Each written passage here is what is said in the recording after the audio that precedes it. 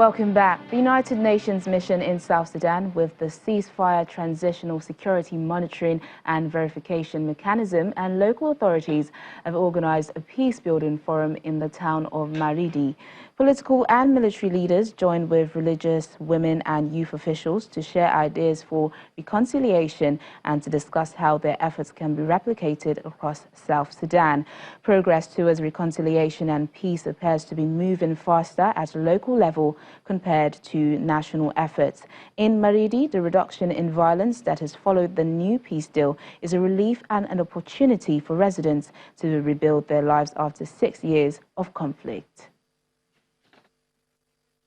I'm also very excited to see them after 5 years outside the country, and I never left them with hatred. I'm coming back with love and with unity, and let us continue to push the country forward. That is the only message. Never go back to war again. We need peace. If anybody has any intention to go to war, please take care of the vulnerable, the women, the children who are suffering. We don't need war again. That is my message. The creation of the state did not come in a vacuum. It has been a result of the systematic thought process by the leaderships in this country. And you can see the jubilation, you can see the passion, you can see the emotions that people are articulating with regards to them protecting what they already have.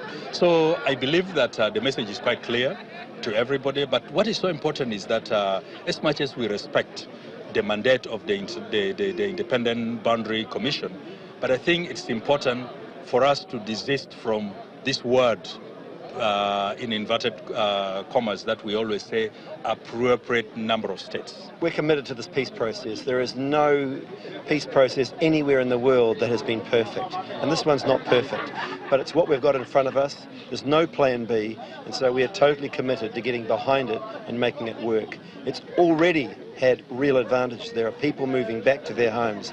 There are people who are not facing violence. There are people starting to grow their crops. That's what a peace agreement brings, and we have to get in behind it and make sure it's sustainable. Now, the world is today celebrating International Albinism Awareness Day with the theme Still Standing Strong. IAAD is a call to recognize, celebrate and stand in solidarity with albinism patients around the globe. The theme calls for people to support their cause, rights for their achievements, the protection of their human rights. People living with albinism often face social stigma, obstacles in access to areas of help and education, and ignorance in social and political sectors. Albinism is a congenital condition characterized by complete or partial lack of pigmentation in skin, hair, and eyes. This is accompanied by a number of vision defects which can last for years or even a lifetime. The CEO of the Albino Foundation, Mr. EPELLE, joins us live on the program to discuss more on this. Thank you for joining us on the program, sir. Thank you very much, and happy Albinism Day. Same to you. So, what is the significance of a day like this? Well, the significance, succinctly put, is to bring more awareness to issues surrounding albinism and to further engage stakeholders, relevant stakeholders, in the fight against discrimination, which is our major issue. It's significant in the sense that it's an opportunity for persons with albinism to come together and celebrate their diversity, celebrate their unique nature, celebrate the God gift in them by the gift of albinism. Because for me, albinism is a gift. Yeah, and unfortunately, people living with albinism face a number of social stigma and discrimination, yet today's theme is still standing strong. How apt do you think this is? Absolutely, it is. It is a welcome theme for the year, But you know, the United Nations gives us the leverage to, you know, sort of add some appendix to that. And in Nigeria, what we added was still standing strong, advancing albinism cause. And we believe that it is a well-chosen theme that addresses the issue of advocacy, addresses the issue of the right strategy of engagement.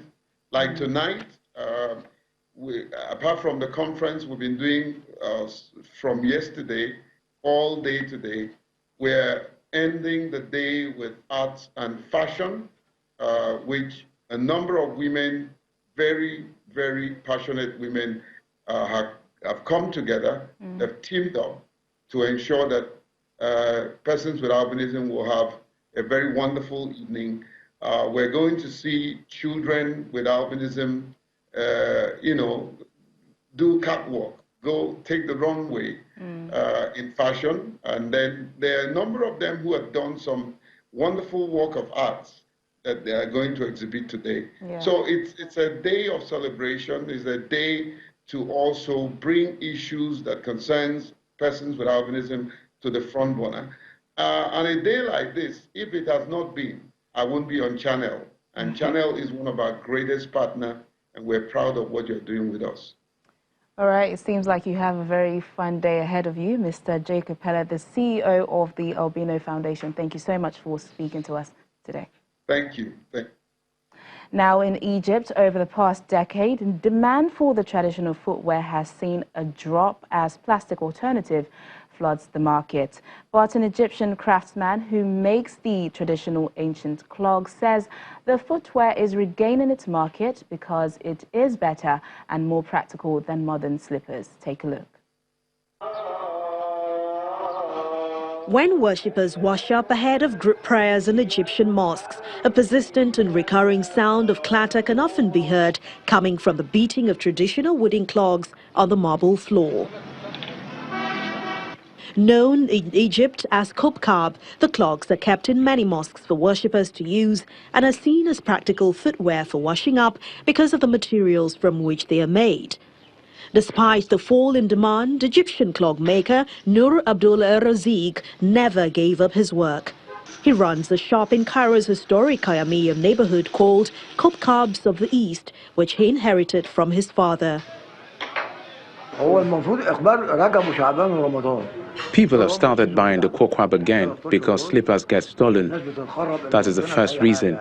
The second reason is that when water accumulates in slippers, it releases a foul smell in both the slippers and the foot. But with kokwab again, it doesn't smell. From Egypt to the West Bank and Syria, the number of clog makers has dwindled, and the craftsmen who still work in the trade are struggling to keep it alive. The clogs, made from wood and leather, are usually worn as slippers. The footwear's roots go back multiple centuries, and the clogs were still commonly used well in the 20th century. They were widely used in houses or public baths across the region. ABDEL-RAZIK said people are turning once again to the wooden clogs and can quickly provide a list of reasons on why the traditional footwear outmatches modern slippers.